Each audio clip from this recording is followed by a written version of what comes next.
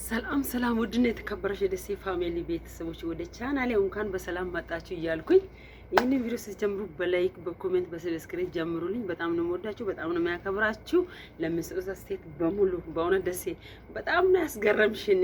በቃ እኛም 12 ዓመት ሰርተና ከ10 ዓመት በላይ የሰራሁት አለ። እኔ በቃ ጡረታዬን ጠብቄ ነበር ያልሽው። ይሄ ደግሞ ምንም ማድረግ አይቻልም። ከዚህ በላይ ምን ጡረታ አለ? ዛሬ ደግሞ በገባሁላችሁ ቃል መሰረት እንግዲህ እያንዳንዱን ግራሙንም እነግራለሁ፣ ሁሉንም ነገር እነግራቸዋለሁ። በእውነት እንቅጭ አድርጌ ሁሉንም ነገር እነግራቸዋለሁ። እንግዲህ ባለፈው ይዤ እንደመጣሁኝም ነው። ይሄ አጠቃላይ ስንት ነው? አጠቃላይ ይሄ የሚገርም ነገር ነው። ኢትዮጵያ ግን ወርቅ እንዳትጥይ፣ ኢትዮጵያ ወርቅ ነብለሽ እንዳትጥይ። እኔ ያን ቀን ለኔ ለመግዛት ስትሄድ ማለት ነው እቺ ቃል ኪዳኔ ዛሬ እኔ አሁን ትዳር ዘመኔን አልነግራችሁም። ወደ 20 ምናምን አመት ነው። የ20 አመት ቀለበት ነበረኝ። እቺ ቀለበት ነበረች 3 ግራም። ከዛ እሷን አስመዘነን። በጣም ሳስታለች። ስትሳሳ ለመጨመር ሲመታ ተሰበረች። ከዛ ስትቀይርልኝ ስለ ወዲያም መጥቶ 500 ሪያል መደባ። ከዛ እሺ በለው ለስንት ሊጨመር ስል 500 ሪያል ጨምራል። እቺ 1000 ናት። 1000 ሪያል ናት። እስቲ በኢትዮጵያ ምን ያክል እንደሆነ አስቡ። እቺ 1000 ሪያል ናት።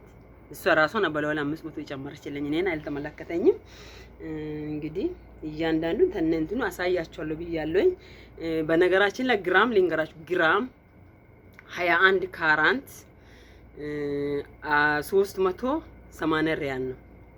380 ሪያል ነው አጠቃላይ አንዱ ግራም ማለት ነው። 21 ካራንት ነው እንግዲህ የሚፈልገው። ብዙውን ጊዜ ሰው በ21 ካራንት ነው የሚፈልገው፣ ሌላ አይፈልግም ይሄን አይደል። ስለዚህ ይሄ ደግሞ 21 ካራንት ግራም ነው አጠቃላይ 12 ግራም ነው።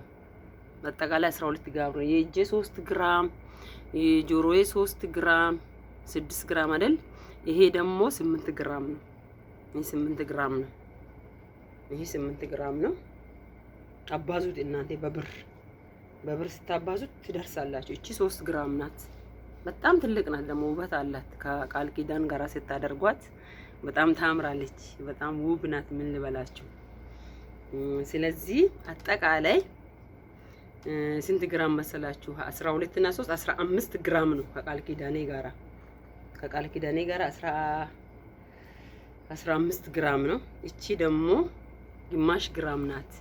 እቺ ትንሿ ጆሮዬ በዚህ ሁለት እና የተበሰቱ ብያቸዋለሁ። እቺ 3 ግራም ናት። ያው እንትልጥሉ በጣም ከባድ ናት። ሌባም ቢሆን ጆሮ ላይ እንዳይቀንጥስ ብዬ ነው ትንሽ ጠበቅ ያለችውን የመረጥኩት። ራሳችሁ መርጣችሁ ነው በነገራችን ለዛ የምትገዙት። ስለዚህ ወርቅ ላይ እንዳትቃልዱ ለማለት ፈልጌ ነው። እንግዲህ መዳሜን እግዚአብሔር ይባርካት በሉ። ይሄን ሁሉ ሸልመኛለች። እኔ ምንም ማድረግ አልችልም። በቃ ጡረታ የተከበረ ማለት ነው። በነገራችን ለዛሬ እኔ አሁን ይሄ ልብስ የሚሰብስቡ ልጆች፣ ሰልባጅ የሚሰብስቡ ልጆች እኔ አሁንም ነግራቸዋለሁ። ግን መልበስ ያለ ነው፣ ማጌጥ ያለ ነው። ግን እንደዛ ሆኖ ማለት ነው መልበስ እያለ ማጌጥ እያለም ትልቁ ምክር የሚሰጣችሁ ወርቅ ግዙ። እኔ ዛሬ 2 አመት በፊቴ ቻናሌ ላይ ሰርቼ ነበረ። በ220 ሪያል የገዛሁትን ወርቅ ሄደን ስናስደምር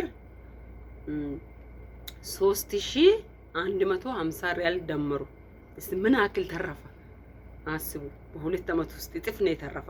እኔ ወርቅ ለመጪ ወስጄ እኔ ሸጣለሁ ቢል ኦቨር ነው የሚመታ። ስለዚህ ወርቅ ጥሩ ነው ለማለት ፈልጌ ነው። ሴቱ አማራጭ በቃ ምንም አማራጭም አልጠየቀችኝም። እንደዚህ በድፍን ነው ይዘኝ ሄደችው። ስጦታ ገዝልሻለሁ ብላ በቃ ሰርፕራይዝ አደረገችኝ። ወርቅ ቤት ይዛ ስትገባ በቃ ልቤን ስንጥቅና አለ። በቃ በደስታ ተሞላ እላቸዋለሁ። በጣም ድንቅና ታምር ነው የሰረችው። ስለዚህ ወርቅ ካሁኑ ግዙ። ባለፈ ከረመዳን በፊት እኔ ዝም ብዬ ነበር ወርቅ ለካ ይሄ ነገር ምልክቱ ሲመጣ ነው መሰለኝ ዝም ብዬ ወሌ ለገብቼ ሲያይ 3500 ሪያል ነበረ ከረመዳን በፊት። ልክ ረመዳን እንደገባ ሞብር ተሰቀለ። አሁን ነገ ቢትሄዱ 400 ሪያል ነው። 350 ሪያል ነበረ። አሁን ምን አክል እንደጨመረ አስቡ ኦቨር። ስለዚህ ምን ነው ወርቅ ግዙ። ወርቅ መቼም ቢሆን ለእናንተ ዋስትና ነው። እኔ አሁን አጠቃላይ 6500 መሰለኝ እንደዚህ ነው ያለችኝ። እያየሁ ነው ቁጥሯ የሰጠችኝ። ዝም ብሎ ወርቅ ማኛ እንትን ዝም ብሎ እንዳይመስላችሁ የኩዌት ወርቅ ነው።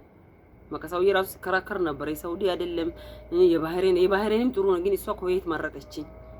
በቃ ስለዚህ ምንድነው ይሄ ዋስትና ያለ እቃ ነው። ኢትዮጵያ 200 ምን ልበላችሁ 200 ወደ 50,000 250,000 ይሆናል እንግዲህ እኔ ዝም ብዬ በቀላሉ ሲያስብ ማለት ነው። ስለዚህ እንደዚህ ካሽ ቆጥራ ነው የሰጠችው 6,000 ሪያል ምናምን አስቡ እስቲ ምን ይባላል። ስለዚህ ወርቅ ያው ነገ እኔ መልሼ እሰጣለሁ ብሎ ብር ነው የሚሸጠው። ነገ አንቺ የብርሽ ነው ጡረታሽ ነው አለችኝ። በቃ እውነትም የጡረታዬ ነው እንዴ እኔ በደካምኩበት እንበቃል ግን የሚያሸጣኝ ነገር አይኖርም አልሞርትም በኔ ላይ። ስለዚህ አሁን ነገር እንኳን ቢተኝ ዋስትና ያለ ነገር ነው ይሄ ጡረታሽ ነው አለችኝ። በዛኛው ቪዲዮ ጡረታ ነስል ብዙዎቹ ሊል ብላችኋል። እውነትም ሊል ያሰኛል ብላችኋል። እየፎገርሽ ነው ያላችሁ ልጆች አዩ አልፎገርኩኝም እንግዲህ ምን ልበላችሁ። ስለዚህ እኔ ያላችኋለሁ በቃ ጡረታዬ ተከብሯል ማለት ነው። ጌታ ቢፈቅድ ቁልፌን አስረክባለሁ ከቅርብ በኋላ። በል መልካም ቆይታ ሆነላችሁ። ወርቅ ግዙ። መልካም ቆይታ ሆነላችሁ። በአዲስ ቪዲዮ እስከምንገናኝ ድረስ ባይ ባይ።